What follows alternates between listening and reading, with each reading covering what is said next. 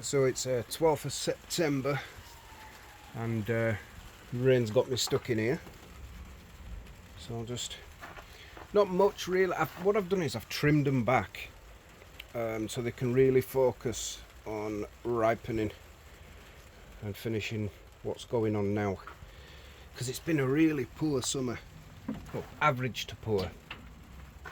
So just giving them all the help I can. So there's the Slimer, and what's that there? Let me see, sorry. Oh, that's the Dragon's Breath one. I'll just, yeah, it's a Dragon's Breath. I had a pod at the bottom that was attacked by insects and it went red. The irony is they do tend to ripen under stress, so I'll just see some dead leaves there. I'll nip that. There's no tonic anyway. Yeah, so I'll actually start filming now instead of just showing a load of scrappy images. What we got there? That's the red Savina. They tend to be lightning. They seem to be lightning. That's the tiger. It's not really any progress on that. That's a strange one, isn't it? The Roxys, they're doing what they're supposed to now.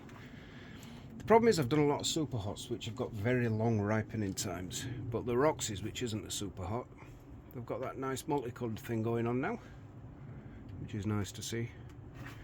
Just had Eddie, a friend who've got an allotment a bit further up, come in and say, wow, what are those? Yeah, always nice to hear.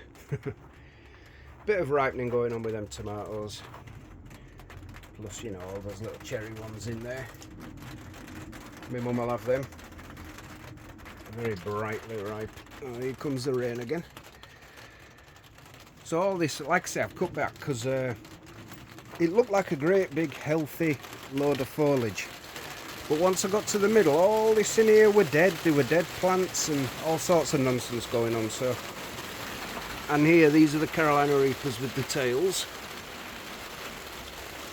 The old classic tail on there. Bob down a bit. Yeah, see, what I think I've done here is I've put 7-pot Slimer and Carolina Reaper next to each other, and I think I've got the tickets the wrong way around, because those aren't Slimers. Focus. Yeah. Those are Carolina Reapers, and these look more like Slimers because Carolina Reapers have tails. So we'll do that. At the back there, what's that? That's a Dragon's Breath. Like I said, they didn't do too well. This one on the corner's done well, but everywhere else, I mean, I've said before in another video, I'm not using these bags next year for this. Probably use tomatoes in them. But yeah, and they're still not going red, the old finger chilies, but got plenty of time just to wait. Well, not plenty of time, but you know what I mean.